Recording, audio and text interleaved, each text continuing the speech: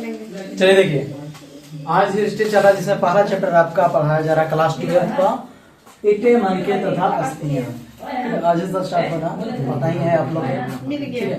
देखिए बाद में कीजिए, वो सब रख दीजिए। ईंटें मनके तथा अस्थियां, ये चैप्टर का नाम ही है। ईंटें क्या समझते? ईंटा मतलब समझते? ईंट, ईंटा मतलब ईंट हो गया। देख रहे हैं सब, ये ईंट हो गया। मनके, मनके होता है घड़ा को बोलते हैं। किसको बोलते हैं? घड़ा को बोलते हैं। घड़ा बाहर में रखा हुआ दिखा जाता है, ठीक है। अस्थियां, अस्थियां का मतलब हड्डी, अस्थियां वाला हड्डी, ठीक है। तो इन्हीं चीज के बारे में आपको अध्ययन किया जाएगा। किसमें? हिस्ट्री के चैप्टर नंबर 1 ईंटें मनके तथा अस्थियां, जो कि मुख्य तौर पर इसमें सिंधु घाटी सभ्यता के बारे में पढ़ना है। किसके बारे में? सिंधु घाटी सभ्यता। आप लोग नाम सुने होंगे। हाँ सर, सुने हैं। सिंधु घाटी सभ्यता, या इसी को हड़प्पा सभ्यता बोलते हैं, या हड़प्पा सभ्यता बोलते हैं। हड़प्पा सभ्यता,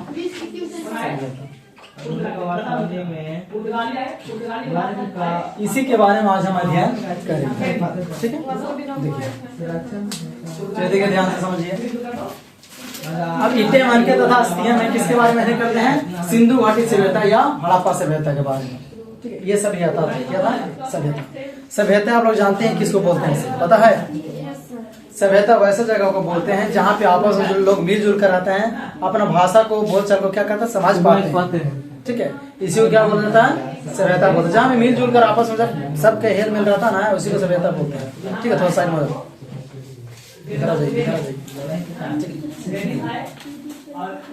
तो सिंधु घाटी सभ्यता के बारे में अध्ययन करेंगे। आपको टोटल एनसीईआरटी बुक दिया जाएगा, ठीक है। जो एनसीईआरटी में रहेगा उसी को पढ़ाया जाएगा, उसके अलावा ज्यादा नहीं पढ़ाएंगे। कुछ कुछ ऐसे बताने वाला है जो बुक में नहीं है, लेकिन क्वेश्चन पूछा जाता है, वो भी सारी चीजें बताएंगे इसमें, ठीक है। सिंधु घाटी सभ्यता, इसमें क्या है सुनिए। सिंधु घाटी सभ्यता का जो काल जो माना जाता है, काल वो एनसीईआरटी के तहत देखेगा 2600 ईसा पूर्व, 2600 ईसा पूर्व से 1900 ईसा पूर्व माना जाता है। आप कहेंगे देखिए तो 2600 से 1700 देता है, कभी कभी 2600 से 1900, कभी 2500 से 1700 देता है। तो ये सब चीज ध्यान देना है। लेकिन एनसीईआरटी आपको खास तौर पर बुक से पूछेगा, यदि आपको एग्जाम में पूछ लिया जाए कि सिंधु घाटी सभ्यता का काल कब से कब तक माना जाता है, 2600 ईसा पूर्व से 1900 ईसा पूर्व तक माना जाता है, ठीक है। चलिए देखिए ध्यान से, ये है यहाँ पे। अब देखिए सिंधु घाटी सभ्यता के बारे में थोड़ा चलते हैं यहाँ पे कि सिंधु घाटी सभ्यता है क्या, इसके बारे में कैसे पता चला। तो जानकारी देने वाला, जानकारी कौन दिया? सिंधु घाटी सभ्यता है, जानकारी दिया तो कौन दिया, ठीक है। जानकारी देने वाला जो व्यक्ति था वो चार्ल्स मैसन, चार्ल्स मैसन,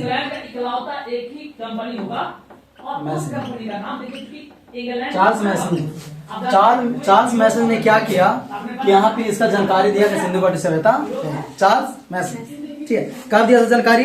1826 में दिया था।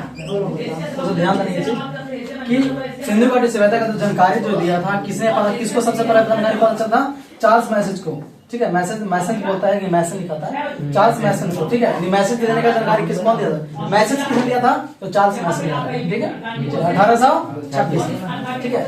लेकिन इसका सर्वेक्षण किसने किया? सर्वेक्षण करने वाला व्यक्ति कनिंघम, पता है? कनिंघम कौन था? कनिंघम, कनिंघम, ठीक है। कनिंघम ने क्या किया था? इसको सर्वेक्षण किया था। देखिए ये क्या था कि भारत, ये भारत है, ये इंग्लैंड है। भारत और इंग्लैंड के बीच रेलवे पटरी बिछाया जा रहा था। भारत और इंग्लैंड, जो इंग्लैंड जो यहाँ पे जो उपनिवेश था, भारत किसका उपनिवेश था? इंग्लैंड का उपनिवेश था। तो जब यहाँ से क्या कर रहा था कि समुद्री मार्ग द्वारा जाना था, लेकिन बहुत टाइम लगता था। सोचा यहाँ पे, ये इंग्लैंड में सोचा क्यों नहीं हम यहाँ पे क्या करते हैं, सीधे ट्रेन का पटरी बिछा देते हैं। यहाँ से सीधे ट्रेन यहाँ माल लोड करेंगे और सीधे पहुंचा देंगे इंग्लैंड। तो पता है कि सबसे पहले ट्रेन तो चला कहाँ चला जा रहा था? इंग्लैंड में। ये भारत में रेलवे का स्थापना कब हुआ था? 1853 से हमारे देश में रेल चालू हुआ था, जो कि इसी को यहाँ से पटरी जिठाने के लिए जो काम जो किया जा रहा था। तो देखिए रेलवे पटरी उस जगह पर जुड़ता है, उस जगह पर बैठाया जाता है जिस जगह पर क्या हो कि मतलब कि धसे नहीं, मिट्टी धसाव नहीं हो। हाँ, समतल हो, घास तब धसना नहीं चाहिए मिट्टी। धस जाएगा तो रेलवे पटरी पूरा धस जाएगा, क्योंकि वजन रहता है वो ना। इस तरह से जांच किया जा रहा था। जांच कर रहा था तो पता चला कि धप धप खाना जा रहा था, देख रहा था जब कर जगह जांच करके धप धप धप कर रहा था। ठीक है, धप धप कर रहा था। तो लेकिन सिंधु घाटी सभ्यता यहाँ पे है सिंधु घाटी सभ्यता, जो कि कुछ पाकिस्तान और भारत में भी है। ठीक है, देखिए तो जब यहाँ पे हम बोले ना आपको कहीं कहीं अलग जाता है, कहीं तो हम अभी बताए आप लोग ना। ठीक है, काल की याद रखना, यही आपके एनसीईआरटी है 1919। चलिए, तो यहाँ पे जब सर्वेक्षण देखिए यहाँ पे जब यहाँ पे जांच किया जा रहा था, धाप धप किया तो सोचा कि काची धाप धप कर रहा, खा के देखा तो खाने लगा तो देखा कि घर के रूप में एक गड्ढा नहीं मिला, और दूध तो और घर मिला, और दूध देखा तो और घर मिला, बहुत सारे घर मिला। लगभग 300 शहर स्थित है यहाँ पे। कितना? 300 शहर स्थित है सिंधु घाटी सभ्यता में। बताएंगे आगे हम। पहले देखते हैं कि सर्वेक्षण है, तो इसको यहाँ पे सर्वेक्षण जानकारी दी है कौन? चार्ल्स मैसन ने बोला 1840 में। वहाँ पे ये लगता है कोई सभ्यता था विकसित हुआ। ठीक है, तो सर्वेक्षण जांच करने के लिए गए कौन? घोड़ा लेके गए कनिंघम, घोड़े लोग घुमा वहां पे कितना दूर में है ये बताया कनिंघम। कब बोला था बाबू? 1821 में ना, 1821 में सर्वेक्षण किया था। ठीक है, अच्छा 1821 में पता चला कि यहाँ पे ये है सिंधु घाटी सभ्यता है। ठीक है, तो सिंधु घाटी सभ्यता है तो यहाँ पता चला कि यहाँ पे खुदाई करने के लिए गया कौन? खुदाई, यहाँ पे खुदाई, सबसे पहला खुदाई। ठीक है, खुदाई किसने किया था? दयाराम साहनी। दयाराम साहनी ने करवाया। दयाराम साहनी कब खुदाई हुआ था? 1921 में। ठीक है, सबसे प्रथम खुदाई 1921 में किया था, और सबसे पहला खुदाई और पहला खुदाई के दौरान कौन सा शहर मिला था? हड़प्पा शहर का खुदाई हुआ। हड़प्पा शहर का खोदने वाला कौन था? खुदाई खोजने वाला कौन था? दयाराम साहनी। हड़प्पा शहर का खुदाई किया गया था 1921 में। ठीक है, पहला खुदाई याद रखना, दयाराम साहनी 1921 में हड़प्पा शहर का खोज किया गया था। ठीक है, और पहला शहर खोज किया गया था, इसलिए इसको सिंधु घाटी सभ्यता के आधार पर इसको क्या बोला गया? हड़प्पा सभ्यता भी बोला गया। ठीक है, और सिंधु घाटी सुनिए, सिंधु घाटी सभ्यता, सिंधु घाटी सभ्यता क्यों बोला गया? क्योंकि सिंधु घाटी सभ्यता सिंधु नदी के किनारे, सिंधु नदी के किनारे स्थित, तब इसको क्या नाम दिया गया? सिंधु घाटी सभ्यता बोला गया। और सबसे पहला शहर हड़प्पा था, इस चलते इसको हड़प्पा सभ्यता भी बोला गया। आप देखते हैं सिंधु घाटी सभ्यता बस पता चल रहा है, धीरे एक एक लाइन चलेगा, कुछ छूटने वाला नहीं है। अब सिंधु घाटी सभ्यता जो था एक शहरी सभ्यता था, नागरिक सभ्यता था। याद सिंधु घाटी सभ्यता, सिंधु घाटी सभ्यता, घाटी सभ्यता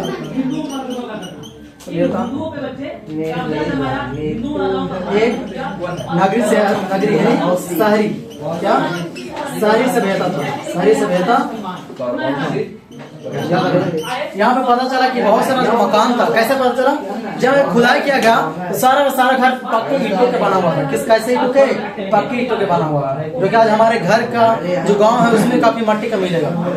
अभी भी वैसा शहर नहीं है जो वहाँ उस समय आज से लगभग हजारों साल पहले की बात किया जा रहा है। देखिए ध्यान से, हजारों साल पहले की, देखो वहाँ पे शहरी सभ्यता, कैसे सभ्यता था? शहरी सभ्यता। और ये किस सभ्यता के समकालीन माना जाता है? मेसोपोटामिया उस समय था, एक मेसोपोटामिया शहर था। कौन था? मेसोपोटामिया के समकालीन माना जाता है, क्योंकि उस समय इस चीज जब सभ्यता चल रहा था तो उसी समय गाँव कहाँ? यूरोप में, मिस्र ना, मिस्र ने यूरोप में बोला, तो वहाँ ही क्या चल रहा था? एक मेसोपोटामिया का सभ्यता चल रहा था, जो एक ग्रामीण सभ्यता था। कैसे सभ्यता थी? ग्रामीण सभ्यता थी। और याद रखना सिंधु घाटी कैसे सभ्यता था? शहरी सभ्यता था, यहाँ शहर। ठीक है, चलिए, और यहाँ पे बोलेगा किसका समकालीन नहीं था?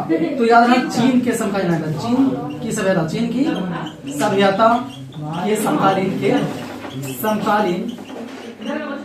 नहीं था। नहीं, थोड़ा सिंधु घाटी सभ्यता के बारे में देखिए। अब देखते हैं यहाँ पे बोलेगा चीन के समकालीन, चीन की सभ्यता का समकालीन नहीं माना जाता है। बोलेगा सिंधु घाटी सभ्यता किस सभ्यता का समकालीन माना जाता नहीं है? तो चीन, जिस समय ये चल रहा था उस समय चीन की सभ्यता नहीं विकसित था, है ही नहीं था। उस समय मेसोपोटामिया था, जो कि ग्रामीण सभ्यता था। याद रखना मेसोपोटामिया, इंग्लैंड में थोड़ा सा मेसोपोटामिया, जॉर्ज मार्शल कौन था? मेसोपोटामिया कैसा था? ग्रामीण, कैसा? ग्रामीण सभ्यता, ग्रामीण सभ्यता था, सभ्यता ये ग्रामीण सभ्यता था, याद रखना, ठीक है। मेसोपोटामिया कैसा सभ्यता था? ग्रामीण सभ्यता था। चलिए आगे चलते हैं, देखिए आप लोग देखिए यहाँ पे कि भारत के सबसे पुरानी सभ्यता है, क्या है? भारत की सबसे पुराना सभ्यता,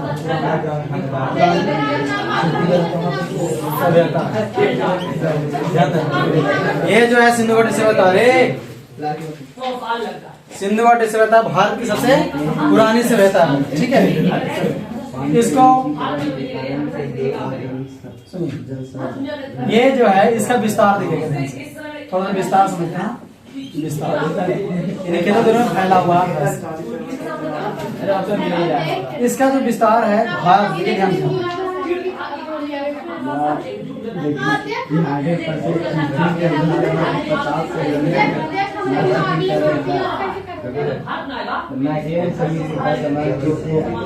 ये भारत हो गया, क्या हो गया?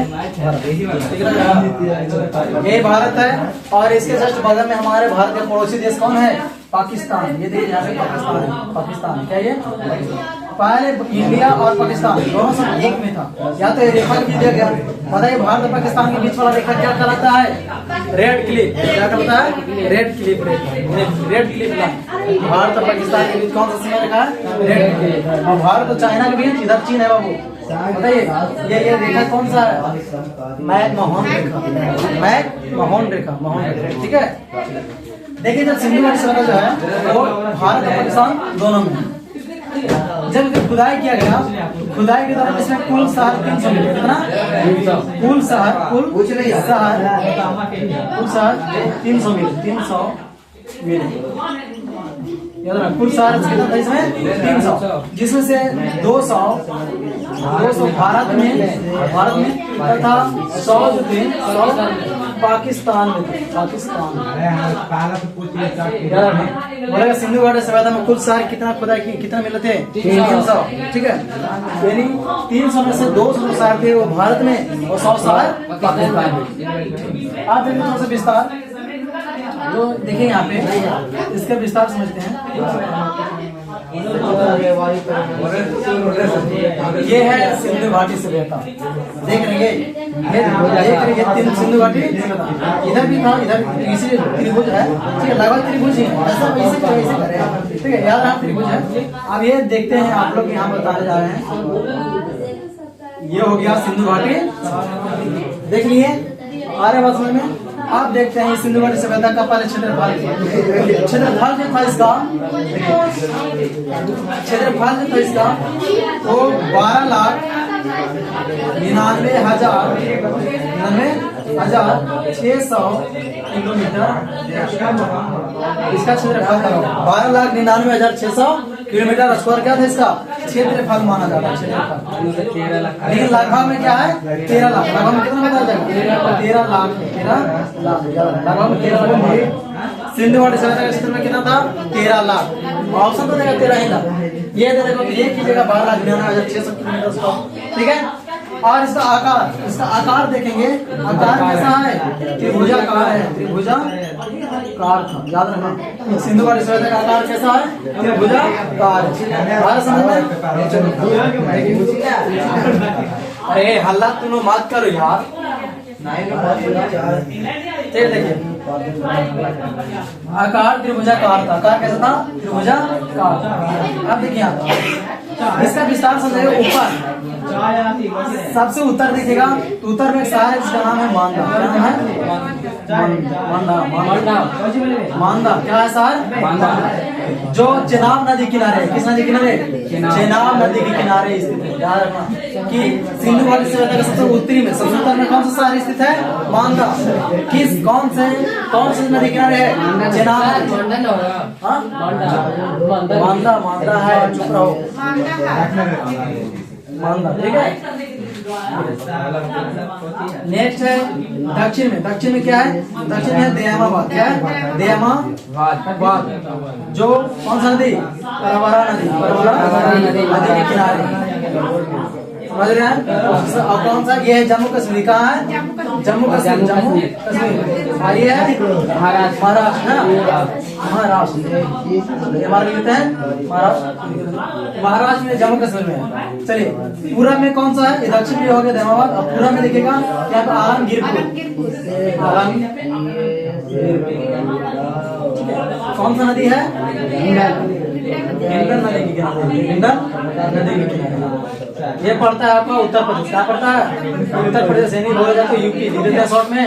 चलो यूपी हो गया। समझ में आ रहा? सिंधु घाटी सभ्यता का सबसे उत्तरी शहर मांडा, ठीक है, जो चिनाब नदी किनारे है जम्मू कश्मीर में। दक्षिणतम शहर दक्षिण दयामाबाद, परवरा नदी किनारे। कौन सा शहर? कौन सा राज्य? महाराष्ट्र में पड़ता है। पूर्वी शहर आलमगीरपुर, हिंडा नदी किनारे, उत्तर प्रदेश। सबसे यहाँ पे सुक्का गेंडो। दक्षिण में देखिएगा सुक्का गेंडो। कौन सा नदी है? दास नदी। दास नदी है। दास नदी ये पाकिस्तान में पड़ता है। कहाँ पड़ता है? पाकिस्तान में पड़ता है। इतना ध्यान देना थोड़ा सा, ठीक है। चलिए सब समझ में आ रहा था यहाँ पे। चलिए बताइए कि सिंधु घाटी सभ्यता का सबसे पश्चिमतम शहर कौन है? सुक्का गेंडो। किस नदी किनारे है? दास नदी पाकिस्तान में पड़ता है। सबसे पूर्वी शहर आलमगीरपुर। कौन सा नदी? हिंडन, ठीक है। और राज्य उत्तर प्रदेश, ठीक है। इतना तो देख लिया आप लोग। इतना समझ गए। अब आगे